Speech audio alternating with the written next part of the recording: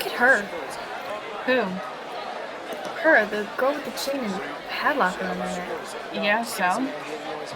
She's new here. Look at her. I am looking. What do you want me to see? The ring. What ring? I can't see her hand. She's got her sleeves pulled down. Not her hands, her nose. Her nose? In her nose. Oh, I didn't notice. Yeah, so? You never seen a ring in somebody's nose before? Pretty big ring. Yeah, but watch what she's doing. What's she doing? With the Oreo. I wonder if it's real silver. It has to be silver. The Oreo? Why? No, not the Oreo, the ring. The ring has to be silver. Why does it have to be silver? Because it would tarnish if it wasn't. Really? I didn't know that. Me neither. Silver does tarnish. It's gold that doesn't. Oh, Check out the Oreo. I don't have any Oreos. My mom gave me an orange. I have a ring ding. Want to swap? Okay, You see what I'm telling you guys? You missed it again. Missed what? The Oreo. What are you talking about, Oreo? Watch when she licks the Oreo. Licks it? You know, how you lick an Oreo? I hate peeling oranges. Yeah, watch how the edge of the cookie kind of tickles the ring. You get your fingers all sticky. Tickled the ring? I like oranges. They're better for you. You know what I mean. Yeah, it's like when the juice gets all over your fingers and you gotta lick it off. See how she takes them apart? Her tongue hits the bottom of the cookie, but her nose ring hits the top. Not if you're neat about it. Don't you eat Oreos like that? I've got a 4-inch ring sticking out of my nose. Oranges give me canker sores. I like the way oranges come in pieces. What? Taking them apart? Yeah, don't you take them apart? What pieces? You get all those icky little strings all over that stick to your fingers. Sometimes. I never munch down on an Oreo whole. Sometimes I do. You can't even peel an orange. You gotta poke your thumb in the top. I suppose I do. Once in a while. I cut the skin with a knife. And then you get that orange gunk in your fingernail. But when you split them, what part do you eat first? What do you mean, what part do I eat first? Do you eat the cookie part first, or do you lick the cream off the cream half? I don't know. Maybe the cream? I like to eat the cookie first. You don't go for the cream. I get the cream with my finger. No, the cookie first. I get it out the way. Scrape it off, you know? You could use a spoon. A spoon? I use a spoon. I usually just lick off the cream. Then you're left with 2 cookies and no cream. And it hurts your tongue after a while. What does? All the licking. It hurts the back of my jaw and kind of kills my tongue. So, use your finger. It works better. You know, if you eat the cookie side first, then the cream, you only have one dead cookie side left to eat. If you eat the cream first, then you have 2 dead cookie sides to get rid of. Besides, you have to eat the cookie first, or you have a disembodied Oreo cream floating in the air. How spiritual. Does it matter? Well, everything matters. Some people don't even like Oreos. Who does like Oreos? My sister, she likes Hydrox better. It's the same thing. No, it's not. They're different. You got another one of these? Nope, that's it. Besides, Oreos come with double cream. But they're more expensive that way. So, I pay the extra $1 for extra cream.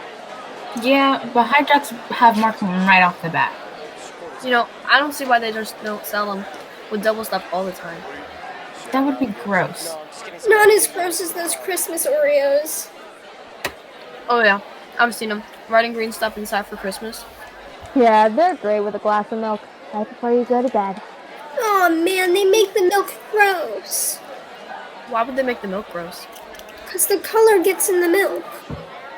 What do you mean?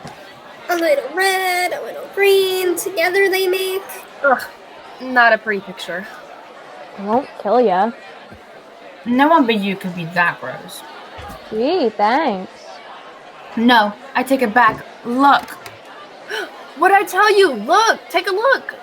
Check it out. Watch the nose ring. She's getting the cream stuff all over it. Oh, man. Can you believe it? There it goes again. She's sticking out her tongue to lick it off the nose ring. I love it.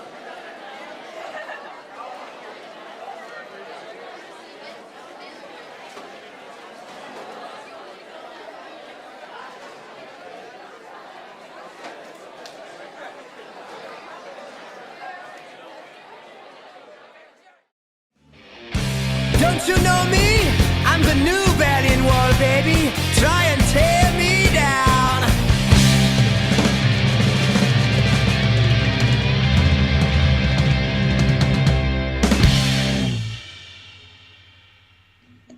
Romeo, Romeo, wherefore art thou, Romeo? Deny thy father and refuse thy name, or if thou wilt not but be sworn my love, and I'll no longer be a Capulet. It's your line. Huh? It's your line.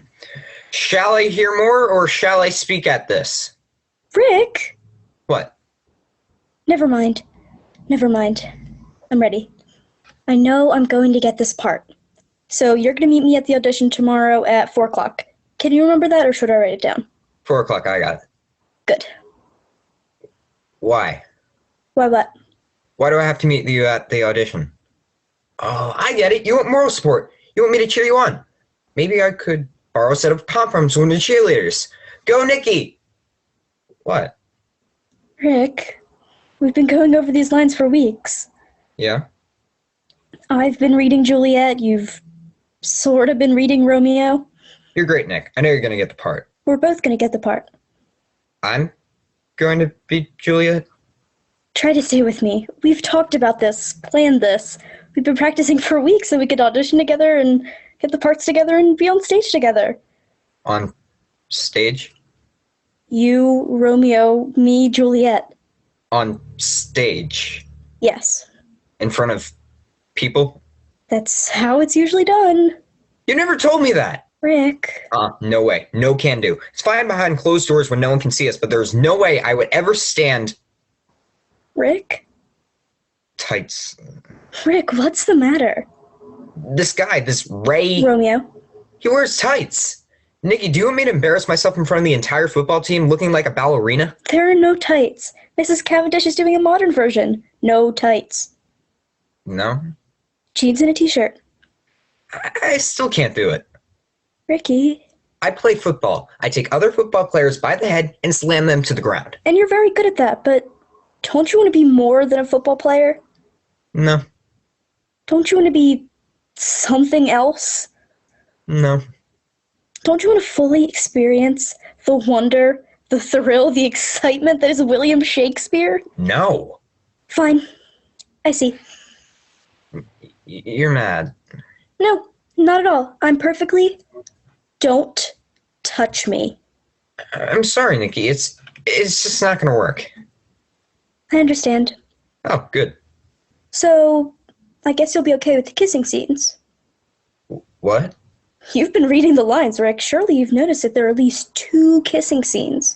I wasn't really paying attention. If you're not playing Romeo, that means I'll be kissing somebody else. Give me that. I'm really impressed, Rick. I never thought you'd be so open about this. You are really growing as a human being. I can't read this. I hate this guy. Why can't he write English like everybody else? Saints do not move through grants of prayer's sake. They move not while my prayers effect I take. Thus from my lips by thine my sins purged. Then my lips, the sin that they have took. Sin from my lips, O trespass sweetly urged, give me my sin again. Is that Shakespeare for kissing scene? Big time. Give me that book. When did you say the auditions were? 4 o'clock.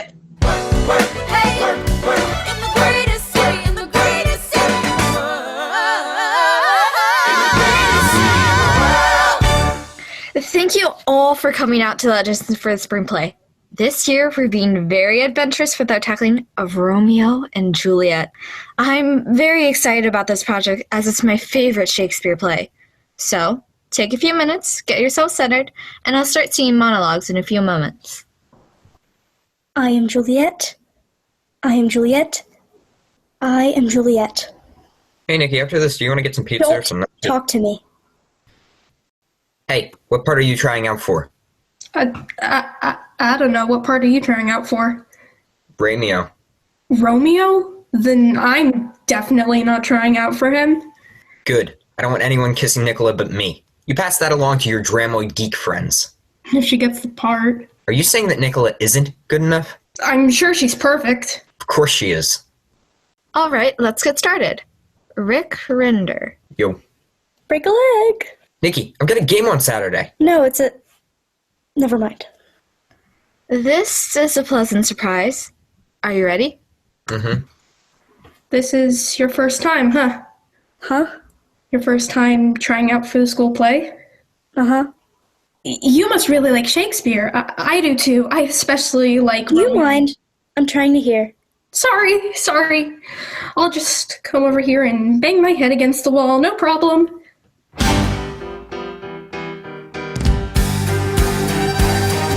Sincerely me. Mrs. Cavendish, please, I'm dying to know about the show. I'm sure you're not dying, Nicola. I know you said you'd post the list at 1 o'clock, but it's 12:45 now, and what could it possibly hurt to let me know 15 minutes early? Nicola.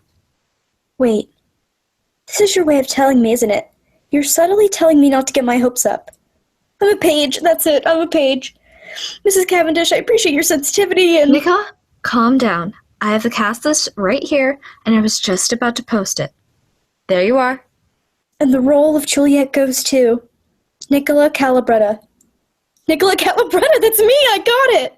And the role of Romeo goes to Danny Dinning? Danny Dinning? No! Bottoms up. Yeah, this one's gonna be on top.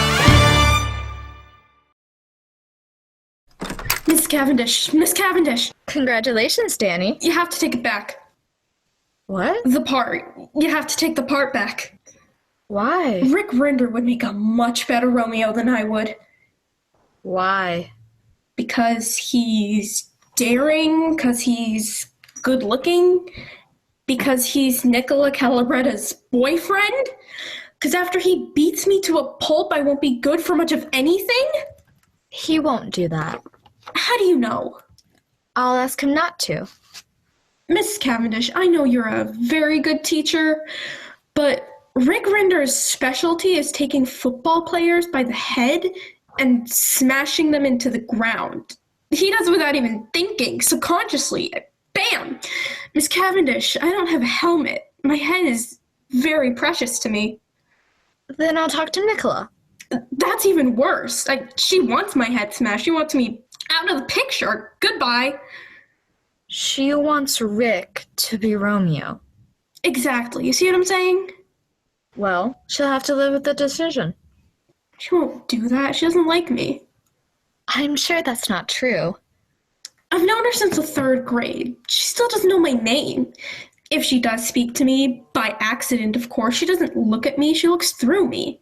She looks for someone better to talk to. She doesn't see me. She's certainly not going to say, Romeo, Romeo, wherefore art thou, Romeo, to me. Danny, I want you to have the part. You deserve it. But I won't force you. What do you want? Me? I have to decide? Yep.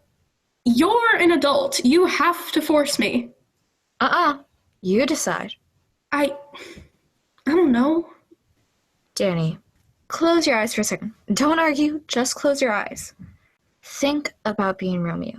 See yourself in the part. Nothing about not being in the part. How does that make you feel? Do you miss it? Open your eyes. What do you want?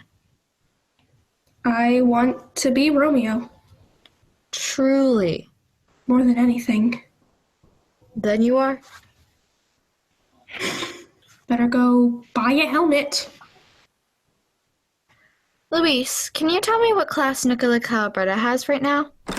Mrs. Cavendish, Never mind, Luis. I must speak with you immediately. Aren't you supposed to be in class, Nicola? I spoke with Mr. Creed and said it was imperative that I come to your office. He let me go. I see. I must protest about the unfairness of the audition. Really? Rick should have never gone first. He's a newcomer to Shakespeare, and he needed more time to prepare. You're just gonna have to have him audition again. That's all there is to it. Nicola, you love Shakespeare. Yes. You have a passion for it. Yes. In every fiber of your being. Oh, yes. Rick doesn't. Yes, he does. No, he doesn't. Yes, he does. Yes, he does. He loves Shakespeare. If I have to ram it down his throat, he's going to love it. You can't force someone. I'm not forcing him. I'm just giving him a little push. You can't do that. Why not? Nicola. Why not? Sometimes people respond to being pushed. That's all they need. A little kick, a teeny tiny kick in the butt, like me in math. I hate doing math. I get pushed and I'm fine. Don't say it. Don't say it. Don't say anything. I know you're going to say that math and Shakespeare are two completely different things. Don't say it. Okay, I won't. Mrs. Cavendish, won't you please consider Rick for Romeo? The play has been cast. But Danny Dinning Gave an excellent audition and deserves the part, just as you deserve the part of Juliet. I can't kiss Danny Dinning. Rick will completely freak out. We'll talk about that in rehearsal. Danny Dinning. Luis, can you tell me... Mrs. Cavendish! Today's my lucky day. Never mind, Luis. Mrs. Cavendish, I have a big problem. Tell me all about it. Nicola's totally after me for the Shakespeare guy, but I never wanted to do in the first place but the kissing scenes. I mean, I just can't let some guy kiss Nicola. But I know that you know that I couldn't do it, that I just froze up. But I can't tell Nicola that. I can't tell her that I got... Stage fright?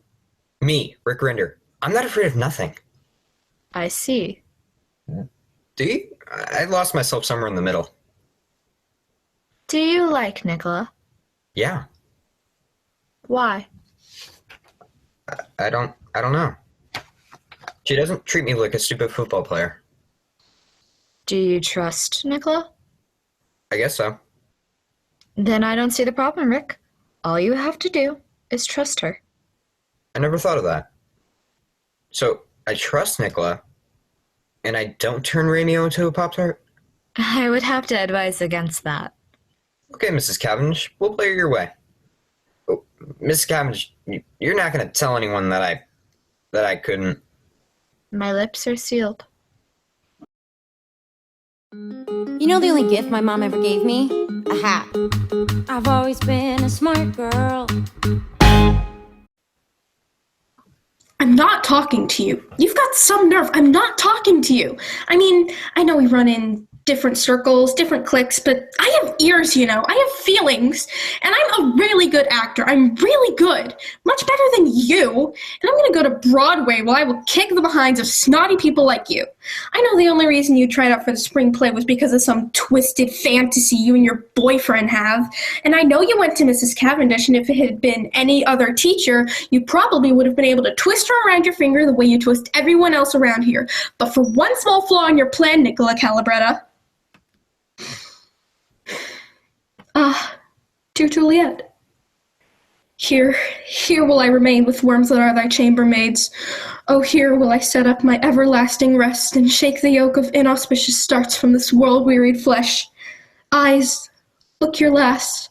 Arms, take your last embrace. Come, bitter conduct, come, unsavory guide, thou desperate pilot, now at once run on the dashing rocks thy seasick weary bark. Here's to my love. Oh, true apothecary, thy drugs are quick. Thus with a kiss I die.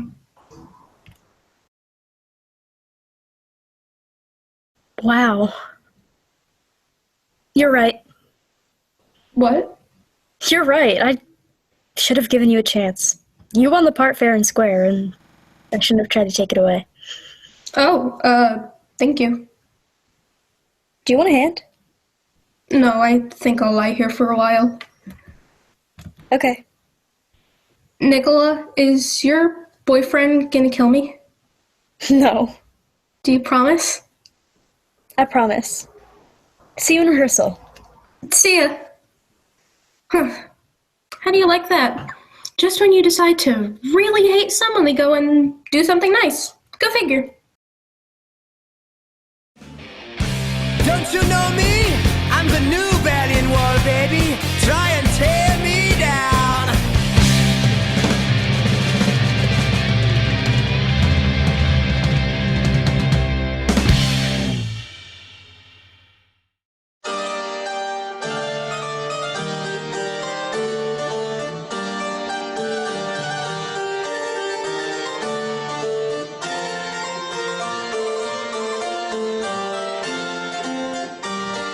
Tranio, for the great desire I had to see fair Padua, nursery of arts, I'm arrived in fruitful Lombardy, pleasant garden, great Italy, and by my father's love and leave am armed with his goodwill and thy good company.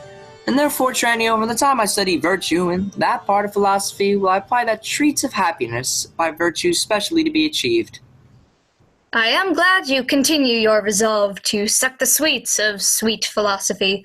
Only, good master, while we do admire this virtue and this moral discipline, let there be no stoics nor no stocks, I pray. No profit grows where there is no pleasure taken. Gramercy, Tranio, well, dost thou advise, but stay a while, what company is this? Gentlemen, importune me no further, for how I am firmly resolved you know that is not to bestow my youngest daughter before I have a husband for the elder. If either you both love Katerina because I know you well and love you well, leave shall you have to court her at your pleasure. To court her, rather. She's too rough for me. I pray you, sir, is it your will to make a joke of me amongst these mates? Mates maid? How mean you that? No mates for you unless you are of gentler, milder mold. In faith, sir, you shall never need to fear! All such devils, good Lord, deliver us. And me too, good Lord! That went to stark matter wonderful forward. But in the other silence do I see maid's mild behavior and sobriety.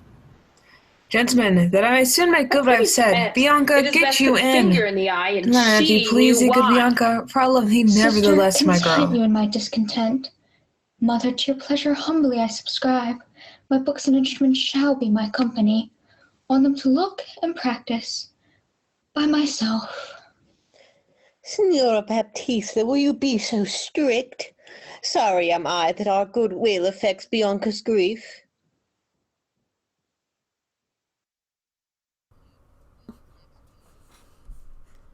Why will you shut her up? Gentlemen, Signora Baptista, continue. for this I am resolved. fiend God of bless hell, Bianca. and make her bear And the penance of her taketh tongue. most delight in music, instruments, and poetry. Schoolmasters will I keep within my house, if fit to instruct her youth. If you, Hortensio, or Senior Gremio, you know any such, refer them hither. For to cunning men I'll be very kind and liberal to mine old children good upbringing. And so farewell. Katerina, you may stay, for I have more to commune with Bianca. Why, and I trust I may go too, may I not? What shall I be appointed hours? As though be like, I knew not what to take and what to leave, huh? I pray, sir. Tell me, is it possible that love should of a sudden take such hold? Oh, Tranio, till I found it to be true. I never thought it possible or likely, but see, while idly I stood looking on, I found the effect of love and idleness. Tranio, I burn, I pine, I perish, Tranio, if I achieve not this young, modest girl. Master, you looked so longingly on the maid. Perhaps you marked not what's the pith of all? Oh, yes, I saw sweet beauty in her face. Saw you no more. Marked you not how her sister began to scold and raise up such a storm that mortal ears might hardly endure the din? Tranio, I saw her coral lips to move, and with her breath she did perfume the air. Sacred and sweet was all I saw in her. Nay then, 'tis time to stir him from his trance. I pray, awake, sir! If you love the maid, bend thoughts and wits to achieve her. Thus it stands, her eldest sister is so cursed and shrewd that, till the mother rid her hands of her, master, your love must live a maid at home, and therefore has she closely shut her up. Ah, Tranio, what a cruel mother she! But art thou not advised she took some care to get her cunning schoolmasters to instruct her? Aye, marry am I, sir, and now it needs be plotted. I have it, Tranio! Master, I wager you both our ideas meet and jump into one. Tell me thine first. You will be schoolmaster and undertake the teaching of the maid. That's your device. It is. May it be done? Not possible. For who shall bear your part, and be in Padua here Vincentio's son? We have not yet been seen in any house, nor can we be distinguished by our faces from man or master. Then it follows thus. Thou shalt be Master Tranio in my stead. Keep house and important servants as I should. Uncase thee, take my coloured hat and cloak. When Biondello comes, he waits on thee. But I will charm him first to keep his tongue. So ahead you need. In brief, sir, sith it your pleasure is, and I am tied to be obedient, for so your father charged me at our parting. Be serviceable to my son, quoth thee, although I think 'twas in another sense. Here comes the rogue. Sirrah, where have you been? Where have I been? Now, where are you? Master, is my fellow Tranio stolen your clothes, or you stolen his? Or both? Pray, what's the news? Sirrah, come hither. 'Tis no time to jest, and therefore frame your manners to the time. Tranio is changed into Lucentio. The better for him. Would I were so too.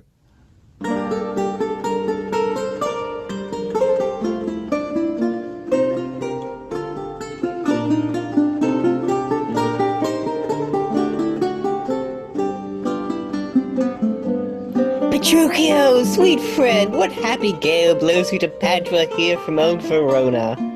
Such wind as scatters young men through the world, to seek their fortunes farther than at home, where small experience grows. But in a few, Signor Hortensio, thus it stands with me. Antonio, my father, is deceased, and I have thrust myself into this world haply to wive and thrive as best I may. Petruchio, shall I speak plainly to thee and wish thee to a shrewd, ill-favoured wife? Thou would thank me but a little for my counsel, and yet I'll promise thee she shall be rich, and very rich. But thou art too much my friend, and I'll not wish thee to her. Signor Hortensio, twixt such friends as we few words suffice. I come to wive it wealthily in Padua. If wealthily, then happily in Padua. Her only fault, and that is false enough, is that she's intolerable, cursed, and shrewd, and forward so beyond all measure that I would not wed her for a mine of gold. Hortensio, peace! Thou knowest not gold's effect. Tell me her mother's name, and 'tis enough, for I will woo her, though she chide as loud as thunder when the clouds in autumn crack. Her mother is Baptista Minola, an affable and courteous lady. Her name is Katharina Minola, renowned in Padua for her scolding tongue. I know her mother, though I know not her, and she knew my deceased father well. I will not sleep, Hortensio, till I see her. Tarry, Petruchio, I must go with thee, for in Baptista's keep my treasure is. She hath the jewel of my life in hold, her youngest daughter, but the beautiful Bianca, and none shall have access unto Bianca till Katharina the Cursed has got a husband. Katrina the Cursed? A title for a maid, of all titles the worst.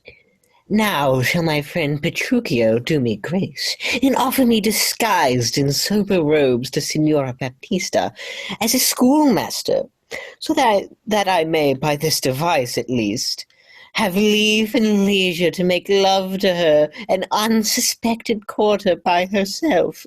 All books of love. See that at any hand, and see you read no other lectures to her. Oh, take your paper too, and have them well perfumed, for she is sweeter than perfume itself. Oh, this learning! What a thing it is! Oh, this woodcock, what an ass it is. Peace, Sirrah. Romeo, Mum.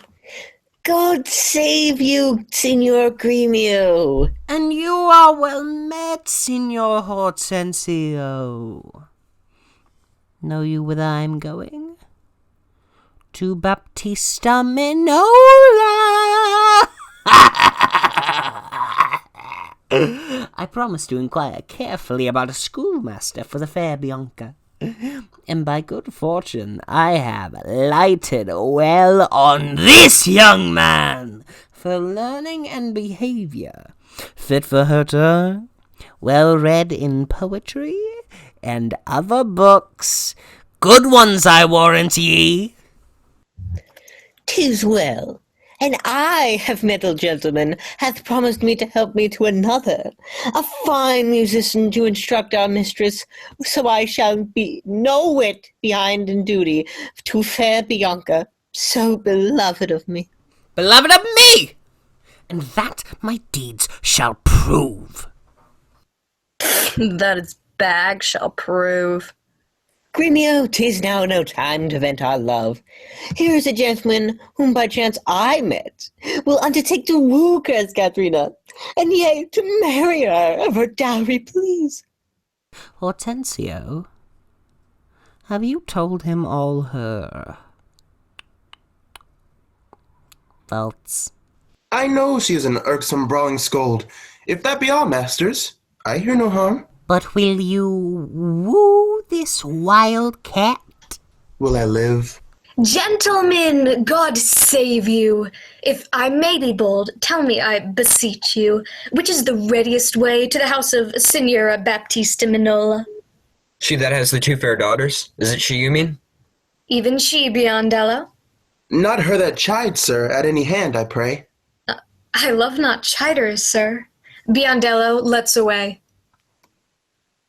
Are you a suitor to the maid you talk of? Yea or no? And if I be, sir, is it any offence? No, if without more words, you will get you hence. Why, sir, I pray, are not the streets as free for me as for you? But so is not she. For what reason, I beseech you? For this reason, if you'll know that she's the choice love of Signor Gremio. That she's the chosen of Signor Hortensio. Sir, let him go. He will prove no match. Sir, let me be so bold as to ask you, did you yet ever see Baptista's daughter? No, sir. But here I do that she hath too. The one is famous for a scolding tongue, as the other for beauteous modesty. Sir, the first one's for me. Let her go by. Yea, leave that labor to great Hercules. Sir, understand you this of me in truth. The youngest daughter whom you hearken for, her mother keeps from all access of suitors, and will not promise her to any man until the elder sister first be wed. The younger then is free, and not before. If it be so, sir, that you are the man must help us all, and me among the rest. Please ye, we may contrive this afternoon and quaff toasts to our mistress's health, and do as adversaries do in law, strive mightily, but eat and drink as friends. Excellent motion. Fellows, let's be gone.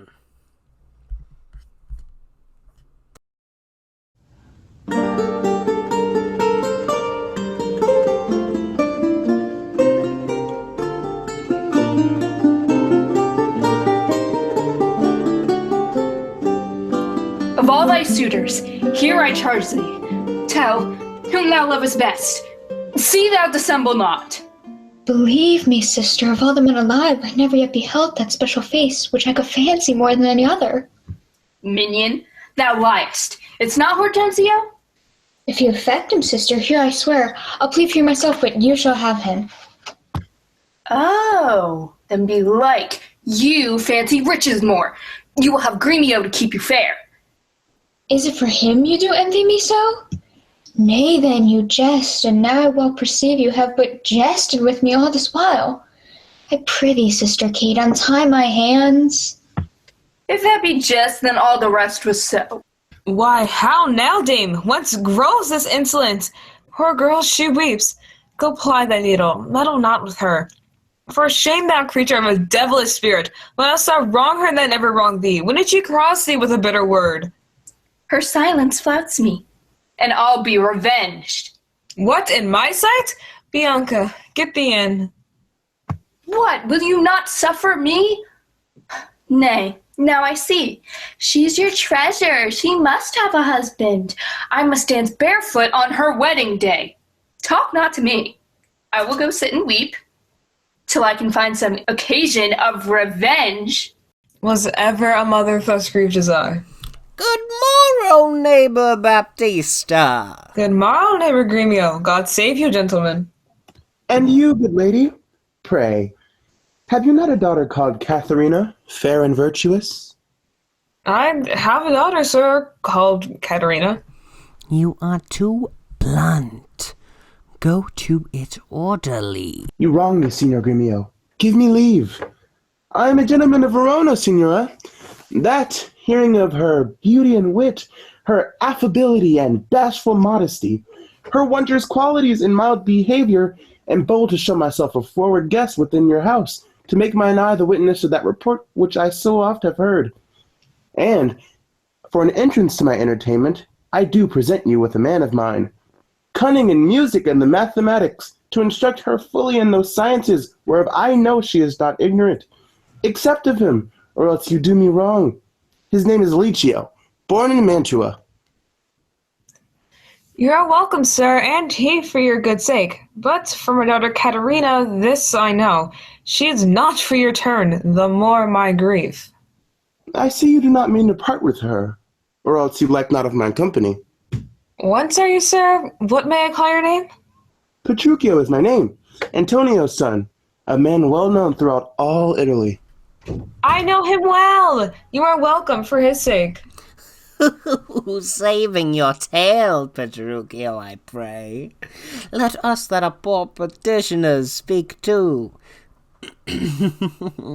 Peccare! You are marvelous forward. Oh, pardon me, Signor Gremio. I would fain be doing. I doubt it not, sir, but you will curse your wooing. Ugh. Neighbor, this is a gift very grateful, I'm sure of it.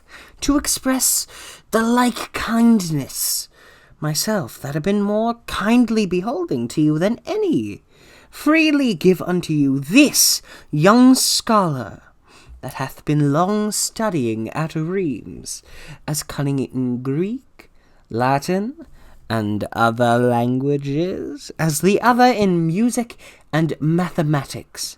His name is Cambio. Pray, accept his service. 1,000 thanks, Signor Gremio. Welcome, good Cambio. But, gentle sir, methinks you walk like a stranger. Might be so bold to know the cause of your coming? Pardon me, lady, the boldness is my own.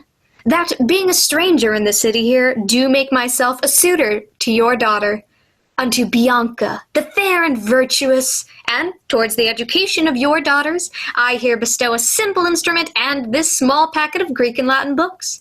If you accept them, then their worth is great. Lucentio is your name? Of whence, I pray? Oh, of Pisa, lady. A son to Vincentio? A mighty man of Pisa! By reports, I know him well. You are very welcome, sir. Take you the lute, and you the set of books. You shall go see your pupils presently. Holla, within! Sirrah, lead these gentlemen to my daughters, and tell them both these are their tutors. Bid them use them well. We'll go walk a little in the orchard, and then to dinner. You are passing welcome, and so I pray you all to think yourselves. Signor Baptista, my business asketh haste, and every day I cannot come to woo. Then tell me, if I get your daughter's love, what dowry shall I have with her to wife? After my death, the 1/2 of my land, and in possession 20,000 crowns. And for that dowry, I'll assure her of her widowhood, be it that she survive me, and on my leases and lands whatsoever. Let specialities be therefore drawn between us, that covenants may be kept on either hand. Aye, when the special thing is well obtained, that is her love, for that is all in all. Why, that is nothing, for I tell you, lady, I am as peremptory as she proud-minded, for I am rough, and woo not like a babe. Well, mayst thou woo and be happy by thy speed, but be thou armed for some unhappy words. How now, my friend? Why dost thou look so pale? For fear, I promise you, if I look pale. What, will my daughter prove a good musician? I think she'll sooner prove a soldier. Iron may hold with her, but never lutes. I did but tell her she mistook her frets, and bowed her hand to teach her fingering, when with a most impatient devilish spirit, "Frets you call these?" quoth she. "I'll fume with them." And with that word she struck me on the head. Now, by the world, it is a lusty wench. I love her 10 times more than ever I did. Oh, how I long to have some chat with her. Signor Petruchio, will you go with us, or shall I send my daughter Kate to you? I pray you do. I will attend her here, and woo her with some spirit when she comes. Say that she rail, why then I'll tell her plain she sings as sweetly as a nightingale. Say that she frown, I'll say she looks as clear as morning roses newly washed with dew. If she do bid me pack, I'll give her thanks, as though she bid me stay by her a week. But here she comes, and now, Petruchio, speak. Good morrow, Kate, for that's your name I hear. Well, have you heard, but something hard of hearing? They call me Katharina that do talk of me? You lie, in faith, for you are called plain Kate, and bonny Kate, and sometimes Kate the Cursed. Take this of me, Kate of my constellation, hearing thy mildness praised in every town, thy virtue spoke of, and thy beauty sounded, yet not so deeply as to thee belongs. Myself am moved to woo thee for my wife. Moved? In good time. Let him that moved you hither remove you hence. I knew you at the first. You were immovable. Why, what's immovable? A joined stool. Thou hast hit it. Come, sit on me. Asses are made to bear, and so are you. Women are made to bear, and so are you. No such jade as you, if me you mean. Come, come, you wasp. In faith, you are too angry. If I be waspish, best beware my sting. My remedy is then to pluck it out. I, if the fool could find it where it lies. Who knows not where a wasp does wear his sting? In his tail. In his tongue. Whose tongue? Yours, if you talk of tails, and so farewell. What, with my tongue in your tail? Nay, hear you, Kate. In sooth, you escape not so. I chafe you if I tarry. Let me go! No, not a whit. I find you passing gentle. 'Twas told me you were rough and coy and sullen, and now I find report a very liar. For thou art pleasant, gamesome, passing courteous, but slow in speech, yet sweet as springtime flowers. And therefore, setting all this chat aside, thus in plain terms, your mother hath consented that you shall be my wife. Your dowry agreed on. Thou must be married to no man but me. Now, Signor Petruchio, how speed you with my daughter? How but well, lady, how but well. It were impossible I should speed amiss. Why, how now, daughter Katerina, in your dumps? Call you me daughter? Now I promise you, you have showed a tender motherly regard, to wish me wed to one half lunatic. Mother, 'tis thus. Yourself and all the world that talked of her have talked amiss of her. If she be cursed, it is for policy. For she is not forward, but modest as the dove. She is not hot, but temperate as the morn. And to conclude, we have agreed so well together that upon Sunday is the wedding day. I'll see thee hanged on Sunday first. Oh, hark, Petruchio! She says she'll see thee hanged first. Is this your speeding? Nay then, good night to our part. Be patient, gentlemen. I choose her for myself. If she and I be pleased, what's that to you? 'Tis bargain twixt us twain, being alone, that she shall still be cursed in company. I tell you, 'tis incredible to believe how much she loves me. Oh, the kindest Kate! She hung about my neck, and kiss on kiss she vied so fast, protesting oath on oath, that in a twink she won me to her love. Give me thy hand, Kate. I will on to Venice to buy a pearl against the wedding day. To read the feast, mother, and bid the guest. I will be sure my Katharina shall be fine. I know not what to say, but give me your hands. God send you joy, Petruchio. 'Tis a match. Amen, say we. We will be witnesses. Mother, and wife, and gentlemen, adieu. I will to Venice. Sunday comes apace. We will have rings and things in fine array. And kiss me, Kate. We'll be married on Sunday. But now, Baptista, to your younger daughter. Now is the day we have long looked for! I am your neighbor and was here the first. And I am one that love Bianca more than words can witness, or your thoughts can guess. Youngling? Thou canst not love so dear as I. Greybeard, thy love doth freeze. But thine doth fry! Skipper, stand back. 'Tis age that nourisheth. But youth in ladies' eyes that flourisheth. Content, you gentlemen, I will compound the strife. Tidsies must win the prize, and he of both I can assure my daughter greatest dower shall have my Bianca's love. Say, Signor Gremio, what can you assure her? First, as you know, my house within the city is richly furnished with plate and gold. In ivory coffers I have stuffed my crowns, fine linen, turkey cushions bossed with pearl, valance of Venice gold in needlework, and all things answerable to this portion. Myself am struck in years, I must confess. And if I die tomorrow, this is hers. If whilst I live, she will be only mine. I am my father's heir and only son. If I may have your daughter to my wife, I'll leave her houses 3 or 4 as good, within rich Pisa walls, as any one old Signor Gremio has in Padua, besides 2,000 ducats by the year of fruitful land, all which shall be her jointure. What, have I pinched you, Signor Gremio? 2,000 ducats by the year of that. Oh, my land amounts to not so much in all. That she shall have, besides an argosy that is now lying in Marseille's road. What? Have I choked you with an argosy? Gremio, 'tis known my father hath no less than 3 great argosies, besides 2 galleasses and 12 tight galleys. These I will assure her, and twice as much. Whatever thou offerest next? Nay, I have offered all. I have no more. And she can have no more than all I have.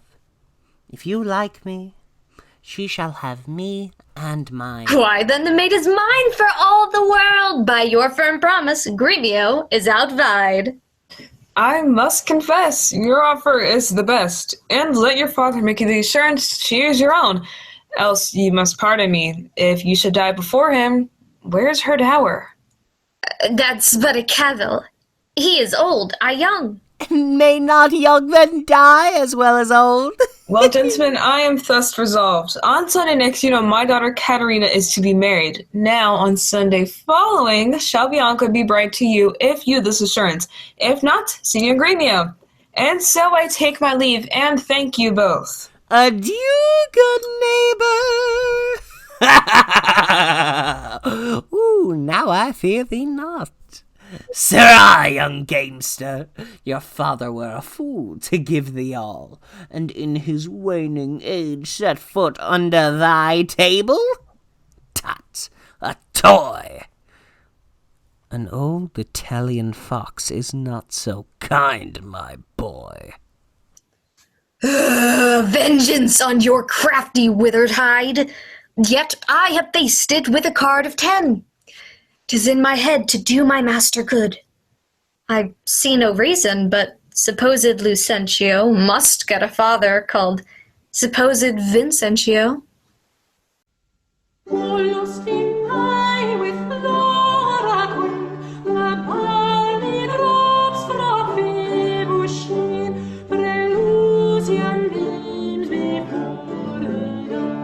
Why, gentlemen, you do me double wrong, to strive for that which resteth in my choice. I will not be tied to hours nor appointed times, but learn my lessons as I please myself. And to cut off our strife, here sit we down. Take you your instrument, play you the whiles, his lecture will be done ere you've tuned. You leave his lecture when I am in tune? That will never be. Tune your instrument. Where left we last? Here, madam. Hic about Samoy. Hic est sigia tellus. Hic stetera premi. Regia Celsicini. Construe them. Hic about, as I told you before. Samoy, I am Lucentio. Hic est, son unto Vincentio of Pisa. Sigia tellus, disguised thus to get your love. Hic cetera, and that Lucentio that comes wooing. Primi is my Mantrennio. Regia bearing my port. Chelsea Sine, we might beguile the old pantaloon. Madam, my instrument's in tune. Let's hear. Oh, fie, the treble jars. Spit in the hole, man, and tune again. Now let me see if I can construe it. Hic ibat samoi. I know you not. Hic es sagia tellus. I trust you not. Hic steterat primi. Take heed he hear us not. Regia, presume not. Chelsea sine, despair not. Madam, 'tis now in tune. All but the bass. The bass is right. 'Tis the bass knave that jars. Good masters, take it not unkindly. Pray that I've been thus pleasant with you both. You may go walk, and give me leave a while. My lessons make no music in 3 parts. Mistress, your father prays you leave your books and help to dress your sister's chamber up. You know, tomorrow's the wedding day. Farewell, sweet masters both, I must be gone. Faith, mistress, then I have no cause to stay. But I have cause to pry into this pendant. Methinks he looks as though he were in love.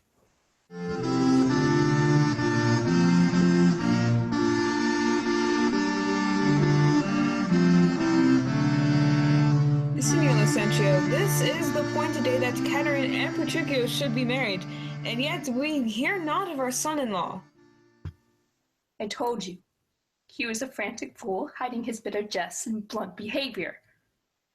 Now must the world point at poor Katharina and say, lo, there is mad Petruchio's wife. If it would please him, come and marry her. Go, girl, I cannot blame thee now to weep, for such an injury would vex a very saint, much more shrew of thy impatient humor. Master! Master! Is he come? When will he be here? Petruchio is coming in a new hat and an old jerkin, a pair of old breeches thrice turned, a pair of boots that have been candle cases, one buckled, another laced, an old rusty sword taken out of a town armory with a broken hilt and shapeless, with 2 broken points. I'm glad he's come, howsoever he comes. Come, where be these gallants? Who's at home? You are welcome, sir. Yet I come not well. Not so well apparelled as I wish you were. Were it better I should rush in thus. But where's Kate? Where is my lovely bride? Why, sir, you know this is your wedding day. First we were sad, fear you would not come. Now, sadder that you've come so unprovided. Fie, doff this habit. Shame to your estate and eyesore to our solemn festival. And tell us, what occasion of import hath also long detained you from your wife, and sent you hither so unlike yourself? Tedious it were to tell, and harsh to hear. Sufficeth I am come to keep my word. But where is Kate? I stayed too long from her. The morning wears, 'tis time we were at church. See not your bride in these unreverent robes. Go to my chamber, put on clothes of mine. Not I. Believe me, thus I'll visit her. But thus I trust you will not marry her. Good sooth, even thus, therefore have done with words. To me she's married, not unto my clothes. But what a fool am I to chat with you, when I should bid good morrow to my bride, and seal the title with a lovely kiss. He hath some meaning in his mad attire. We will persuade him, be it possible, to put on better ere he go to church. I'll after him and see the event of this.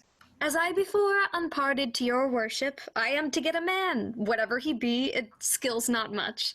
We'll fit him to our turn, and he shall be Vincentio of Pisa, and make assurance here in Padua. So, shall you quietly enjoy your hope, and marry sweet Bianca with consent? Were not that my fellow schoolmaster doth watch Bianca's steps so narrowly, 'twere good methinks to steal our marriage. Which once performed, let all the world say no, I'll keep mine own despite all the world. We'll overreach the graybeard Gremio, the narrow-brying Mother Manola, the quaint musician Amorous Licio, all for my master's sake, Lucentio.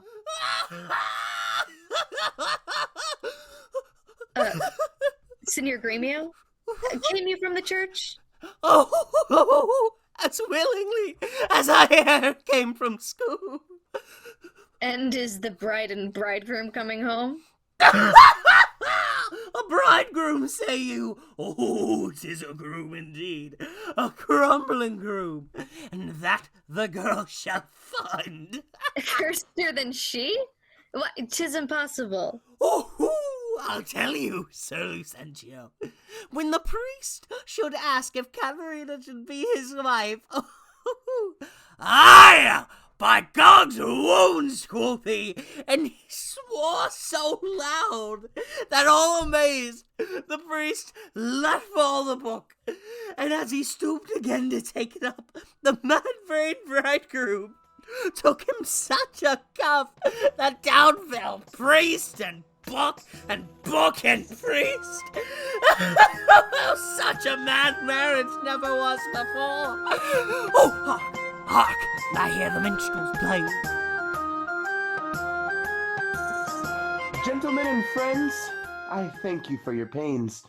I know you think to dine with me today, and have prepared great store of wedding cheer. But so it is. My haste doth call me hence, and therefore here I mean to take my leave. Is it possible you'll wait tonight? I must away today, before night comes. Let us entreat you stay till after dinner. It may not be. Let me entreat you. It cannot be. Let me entreat you. I am content. Are you content to stay? I am content you shall entreat me stay, but yet not stay. Entreat me how you can. Now if you love me, stay. Grumio, my horse. Aye, sir. They be ready. The oats have eaten the horses. Nay then, to it thou canst. I will not go today. No, nor tomorrow. Not till I please myself. The door is open, sir. There lies your way. Oh, Kate, content thee. Prithee, be not angry. I will be angry. What hast thou to do? Mother, be quiet. Ye shall stay my leisure. Aye, marry, sir. Now it begins to work. Gentlemen, forward to the bridal dinner. I see a woman may be made a fool, if she had not a spirit to resist. Go to the feast. Revel and domineer, be mad and merry, or go hang yourselves. But for my bonny Kate, she must with me. I'll be master of what is mine own. She's my goods, my chattel. She is my house, my household stuff, my field, my barn, my horse, my ox, my ass, my anything. I'll bring mine action on the proudest sea that stops my way in Padua. Grumio, draw forth thy weapon. We are beset with thieves. Rescue thy mistress, if thou be a man. Nay, let them go. A couple of quiet ones.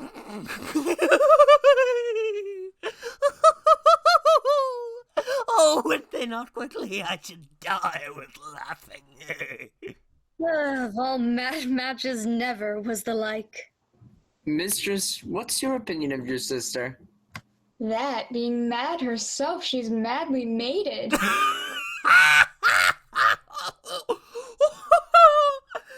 Oh, I warned him. Petruchio is cated.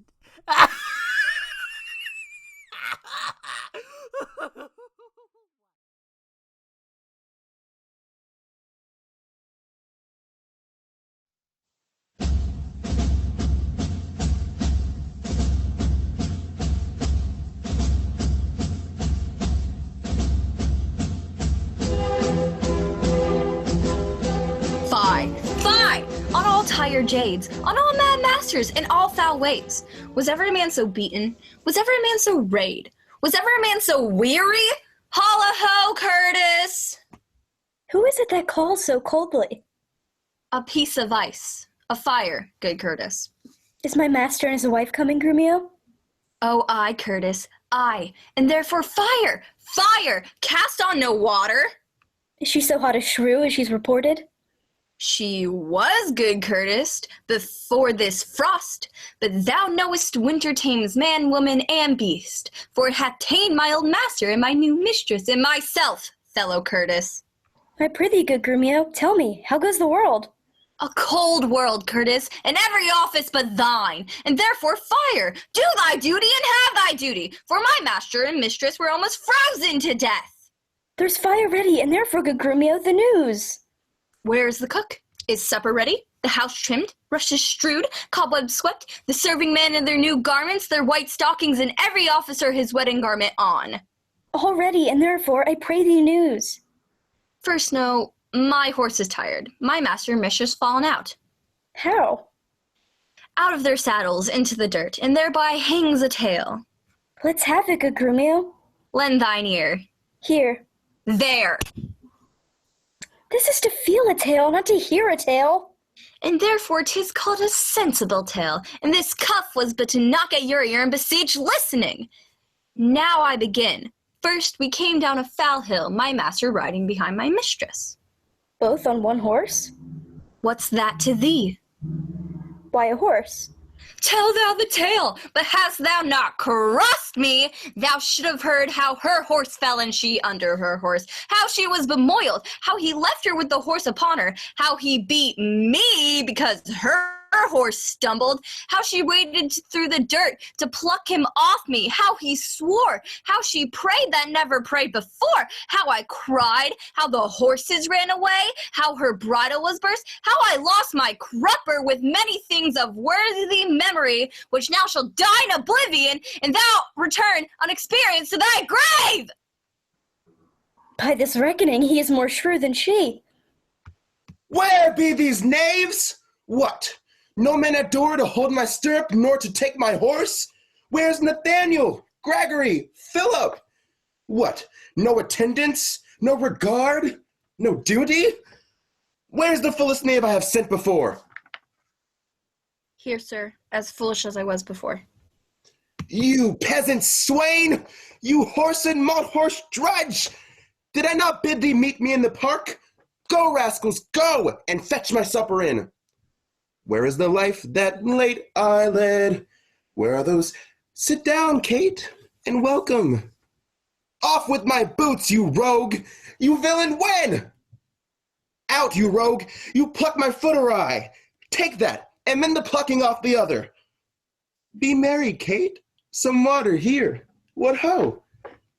Where are my slippers? Shall I have some water? Come, Kate, and wash. And welcome heartily. You whoreson villain, will you let it fall? Patience, I pray you. 'Twas a fault unwilling. A whoreson, beetle-headed, flat-eared knave! Come, Kate, sit down. I know you have a stomach. Will you give thanks, sweet Kate, or else shall I? What's this, mutton? I? Who brought it? I? 'Tis burnt, and so is all the meat. What dogs are these? Where's the rascal cook? There, take it to you, traitors, cups and all! I pray you, husband, be not so disquiet. The meat was well, if you were so contented. I tell thee, Kate, 'twas burnt and dried away, and better 'twere that both of us did fast. Be patient, tomorrow it shall be mended. Come, I will bring thee to thy bridal chamber. Romeo, did you ever see the like? He kills her in her own humor. Away, away, for he is coming hither. Thus I have politically begun my reign, and 'tis my hope to end successfully. She eat no meat today, nor none shall eat. Last night she slept not, nor tonight she shall not. Aye, and amid this hurly I intend that all is done in reverent care of her. This is a way to kill a wife with kindness, and thus I'll curb her mad and headstrong humor. He that knows better how to tame a shrew, now let him speak. 'Tis charity to show.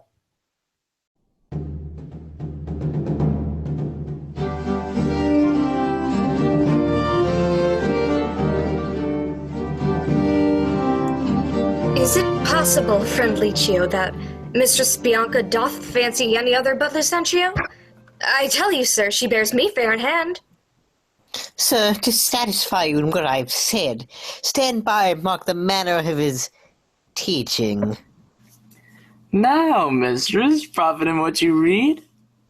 What master read you? First resolve me that.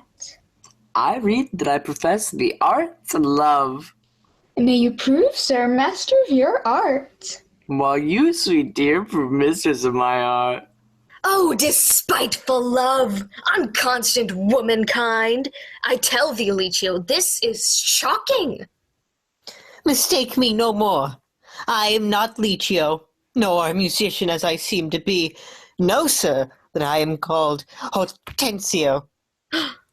Signor Hortensio, I have often heard of your entire affection to Bianca, and since mine eyes are witness of her lightness, I will, with you, if you be so contented, forswear Bianca and her love forever.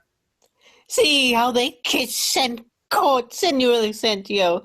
Here is my hand, and here I firmly vow, never to woo her no more, but do so forswear her. Fie on her! See how beastly she doth court him! For me, that I may surely keep mine oath, I will be married to a wealthy widow, ere 3 days pass, which has long loved me, as I have loved this proud, disdainful haggard. And so farewell, Signor Lucentio.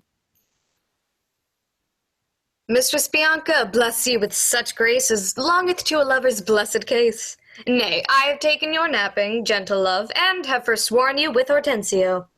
Tranio, you jest, but have you both forsworn me? Mistress, we have. Then we are rid of Licio. Huzzah! Yeah, joy! Oh, master, master, I've watched so long that I am dog-weary, but at last I spot an ancient angel coming down the hill. Will serve the turn. What is he, Biondello? I know not what, but format and apparel, in gait and countenance, surely like a father. Take in your love, and then let me alone. God save you, sir. And you, sir, you are welcome. Travel you far on, or are you at the farthest? Sir, at the farthest for a week or two, but then farther, and as far as Rome, and so to Tripoli, if God lend me life. What countryman, I pray? Of Mantua. Of Mantua, sir? Marry, God forbid, and come to Padua, careless of your life? My life, sir, how, I pray, for that goes hard. 'Tis death for anyone in Mantua to come to Padua. Know you not the cause?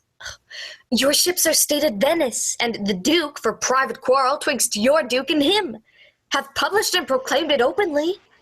Alas, sir, it is worse for me than so, for I have bills for money by exchange from Florence, and must have delivered them. Well, sir, to do you courtesy, this I will do, and this I will advise you. First, tell me, have you ever been to Pisa? Aye, sir, in Pisa have I often been. Among them, know you one Vincentio? I know him not, but I have heard of him. He is my father, sir, and, sooth to say, in countenance somewhat doth resemble you. As much as an apple doth an oyster. That you are like to Sir Vincentio. His name and credit shall you undertake, and in my house you shall be friendly lodged. You understand me, sir? So, shall you stay till you have done your business in the city? If this be courtesy, sir, accept of it. Oh, sir, I do, and will repeat you ever the patron of my life and liberty. Then go with me, and make the matter good. The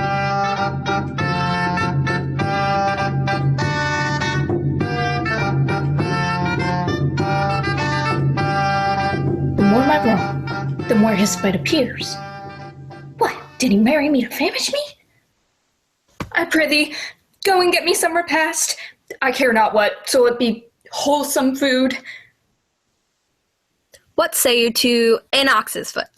'Tis passing good. I prithee, let me have it. Oh, I fear it's too choleric a me.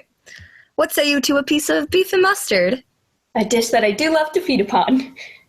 Aye, but the mustard is too hot a little. Why then, the beef, and let the mustard rest. Nay then, I will not. You shall have the mustard, or else you get no beef of Grumio. Them both? or one, or anything thou wilt. Why then the mustard without the beef? Go get thee gone, thou false-deluding slave! Thou feedest me with the very name of meat. Go get thee gone, I say! How fares my Kate? What, sweeting? All amort? Mistress, what cheer? Faith as cold as can be. Pluck up thy spirits, look cheerfully upon me. Here, love, thou seest how diligent I am, to dress thy meat myself and bring it thee. I am sure, sweet Kate, this kindness merits thanks. What, not a word? Nay, then thou lovest it not. Here, take away this dish. I pray you let it stand. The poorest service is repaid with thanks, and so shall mine, before you touch the meat. I thank you, sir. Signor Petruchio, fie, you are to blame. Come, Mistress Kate, I'll bear you company. Eat it up all, Hortensio, if thou lovest me. Kate, eat apace. And now, my honey love, we will return unto thy mother's house, and revel it as bravely as the best, with silken coats and caps and golden rings, with ruffs and cuffs and farthingales and things. What, hast thou dined? The tailor stays thy leisure to deck thy body with ruffling treasure. Come, tailor, let us see these ornaments. Lay forth the gown. What news with you, sir? Here's the cap your worship did bespeak. Why, this was molded on a porringer, a velvet dish. Fie, fie, 'tis lewd and filthy. Why, 'tis a cockle or a walnut shell, a neck, a toy, a trick, a baby's cap. Away with it. Come, let me have a bigger. I'll have no bigger. This doth fit the time, and gentlewomen wear such caps as these. When you are gentle, you shall have one too, and not till then. That will not be in haste. Thy gown? Why, aye, come, tailor, let us see it. Oh, mercy God! What masking stuff is here? Why, what in devil's name, tailor, cost thou this? I see she's like to have neither cap nor gown. You bid me make it orderly and well, according to the fashion and the time. I never saw a better fashioned gown. More quaint, more pleasing, nor more commendable. I tell thee that thou hast marred her gown. Your worship is deceived. The gown is made just as my master had direction. Well, sir, in brief, the gown is not for me. Hortensio, say thou wilt see the tailor paid. Go, take it hence, be gone, and say no more. Tailor, I'll pay thee for thy gown tomorrow. Take no unkindness of his hasty words. Well, come, my Kate, we will unto your mother's, even in these honest, mean garments. Our purses shall be proud, our garments poor. Let's see, I think 'tis now some 7 o'clock, and well, we may come there by dinner time. I dare assure you, sir, 'tis almost 2, and 'twill be supper time ere you come there. It shall be 7 ere I go to horse. Look, what I speak, or do, or think to do, you are still crossing it. Sirs, let's alone. I will not go today, and ere I do, it shall be what o'clock I say it is. Why, so this gallant will command the sun.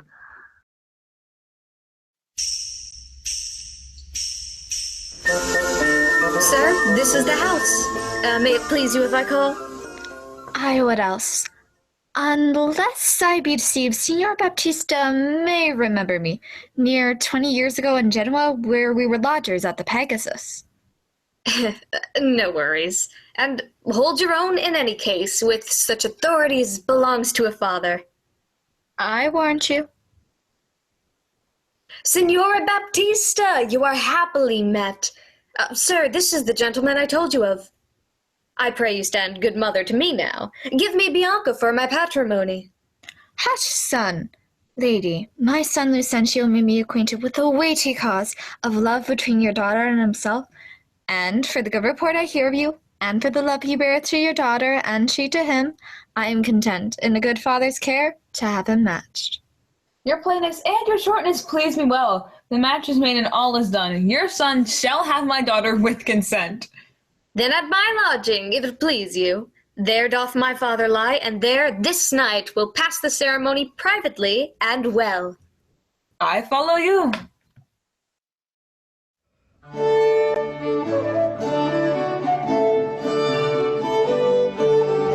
Come on, in God's name, once more towards our mothers.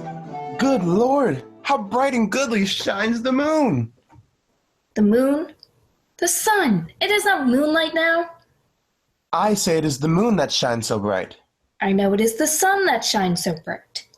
It shall be moon or star, or what I choose, before I journey to your mother's house. Evermore crossed and crossed, nothing but crossed. Say as he says, or we shall never go. Forward, I pray, since we have come so far, and be it moon or sun or what you please, henceforth I vow it shall be so for me. I say it is the moon. I know it is the moon. Nay, then you lie. It is the blessed sun. Then God be blessed. It is the blessed sun. But sun it is not when you say it is not. And the moon changes, even as your mind, what you will have it named, even that it is. And so it shall be so for Katharina.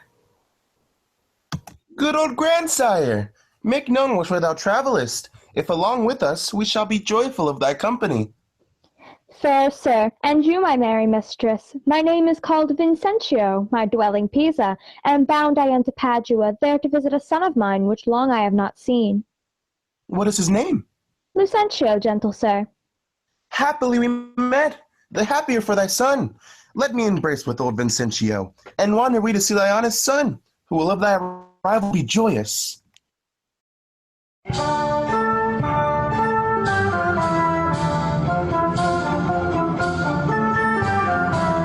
Softly and swiftly, sir, for the priest is ready. Sir, here's the door. This is Lucentio's house. My mother stands more toward the marketplace. There must I go, and here I leave you, sir. You shall not choose, but drink before you go. I welcome you here, and some cheer is called for. They're busy within. You had best knock louder. Who is he that Knox says he would beat down the gate? Is Signor Lucentio within, sir? He's within, sir, but not to be spoken with. I pray you, tell Signor Lucentio that his father has come from Pisa, and is here at the door to speak with him. Thou liest. His father is here in Padua, and looking out the window. Art thou his father? Aye, sir, so his mother says, if I may believe her. Why, how now, gentlemen? Why, this is flat knavery, to take upon you another man's name. Lay hands on the villain. I believe he means to cheat somebody in the city using my identity. But who is here? My old master Vincentio. Now we are undone, but brought to nothing. Come hither, you rogue. What, have you forgot me? Forgot you? No, sir, I could not forget you, for I never saw you before in all my life. What, you notorious villain, didst thou never see thy master's father, Vincentio? What? My old worshipful master? Yes, sir. See where he looks out the window? Is that so? Help! Help! Help! Here's a madman who will murder me! Help, son! Help, Signora Baptista!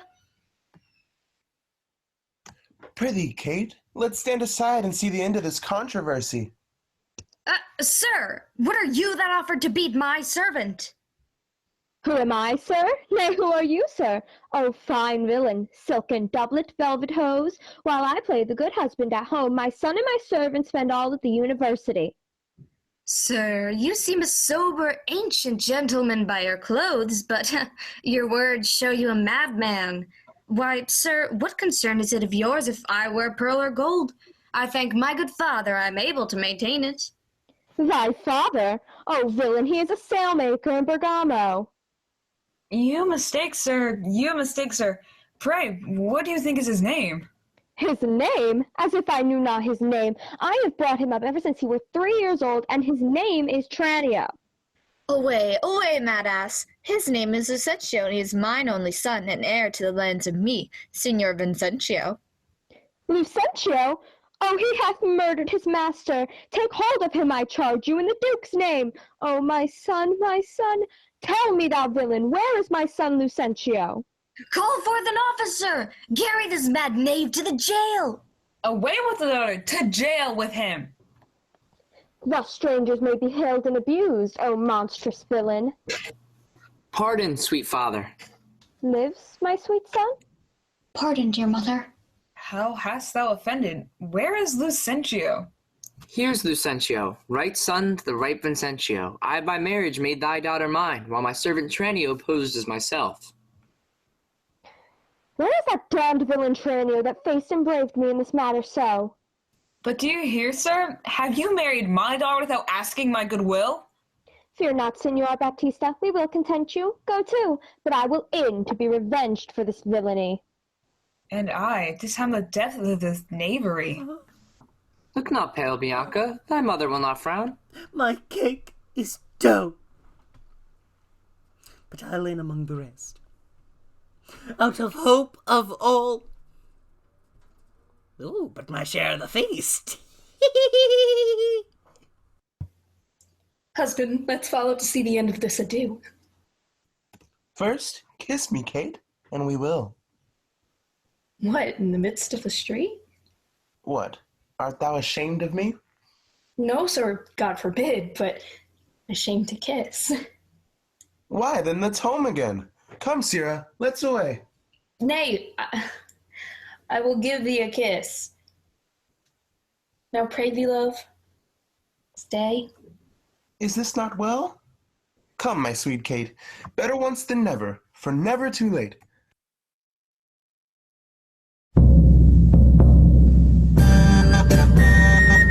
At last, though long, our jarring notes agree, and time it is when raging war is done, to smile at scapes and perils overblown. My fair Bianca, bid my father welcome, while I, with selfsame kindness, welcome thy mother. Brother Petruchio, sister Katharina, and thou, Hortensio, with thy living widow, feast with the best, and welcome to my house. My banquet is to close our stomachs up after our great good cheer. Pray you, sit down, for now we sit to chat as well as eat. Nothing but sit, and eat. Padua affords this kindness, son Petruchio. Padua affords nothing but what is kind. For both our sakes, I would that word were true. Now, for my life, Hortensio fears his widow. Then never trust me if I be afeard. You are very sensible, and yet you miss my sense. I mean, Hortensio is afeard of you. He that is giddy thinks the world turns round. Roundly replied. Mistress, how you mean that? Thus I conceive by him. Conceives by me? How likes Hortensio that? My widow says, thus she conceives her tale. Very well mended. Kiss him for that, good widow. He that is giddy thinks the world turns round. I pray you, tell me what you meant by that. Your husband, being troubled with a shrew, measures my husband's sorrow by his woe. And now you know my meaning. A very mean meaning. Right. I mean you. And I mean indeed. Respecting you. To her, Kate! To her, widow. How like Screamio, these quick-witted folks. Believe me, ma'am, they butt together well. Head and butt, a hasty-witted body would say your head and butt were head and horn. Aye, Mistress Bride, hath that awakened you? Aye, but not frighten me, therefore I'll sleep again. Nay, that you shall not. Since you have begun, let's have it you for a bit of jest or two. Am I your bird? I mean to shift my bush, and then pursue me as you draw your bow. You are welcome all. Now, in good soundness, son Petruchio, I think thou hast the veriest shrew of all. Well, I say no, and therefore, for assurance, let's each one send unto his wife. Well, I say no, and therefore, for assurance, let's each one send unto his wife, and he whose wife is most obedient to come at first when he doth send for her, shall win the wager which we will propose. Content. What is the wager? 20 crowns. 20 crowns? I'll venture so much on my hawk or hound, but 20 times so much upon my wife. 100 then. Content. A match. 'Tis done. Who shall begin? That will I. Go, Biondello. Bid your mistress come to me. I go. Son, I'll be your half. Bianca comes. I'll have no halves. I'll bear it all myself. How now? What news? Sir, my mistress sends you word that she is busy and she cannot come. How? She is busy and cannot come. Is that an answer? Aye, and a kind one, too. Oh, pray God, sir, your wife send you not a worse. I hope better. Sir Biondello, go and entreat my wife to come to me forthwith. Oh ho! Entreat her! Nay, then she must needs come. I'm afraid, sir. Do what you can, yours will not be entreated.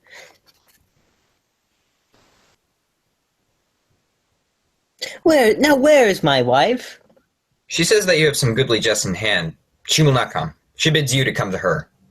Worse and worse. She will not come. Oh, vile, intolerable, not to be endured. Sir Romeo, go to your mistress. Say I command her to come to me. I know her answer. What? She will not. The fouler fortune mine, and there an end. Now, by my holy dame, here comes Katerina. What is your will, sir, that you send for me? Where is your sister and Hortensio's wife? Basic, conferring by the parlor fire. Go fetch them hither. Here's a wonder, if you talk of a wonder. And so it is. I wonder what it bodes. Merry peace it bodes, and love, and quiet life. Now, good fortune to you, Petruchio. The wager thou hast won, and I will add on to the losses 20,000 crowns, another dowry to another daughter, for she is changed as she never had been. Nay, I will win my wager better yet, and show more sign of her obedience, her new-built virtue and obedience. See where she comes and brings your forward wives as prisoners to her womanly persuasion. Katharina, I charge thee, tell these headstrong women what duty they do owe their lords and husbands. Come, you're mocking. We will have no telling. Come on, I say, and first begin with her. She shall not. I say she shall, and first begin with her. Fie! Unknit that threatening, unkind brow, and dart not scornful glances from those eyes. To wound thy lord, thy king, thy governor, it blots thy beauty as frost do bite the meads. I am ashamed that women are so simple, to offer war where they should kneel for peace, to bandy word for word, frown for frown. But now I see our lances are but straws, our strength as weak, our weakness past compare. That seem to be most which we indeed least are. Then veil your stomachs, for it is no boot, and place your hand below your husband's foot, in token of which duty, if he please. My hand is ready, may it do him ease. Why, there's a wench! Come on, and kiss me, Kate!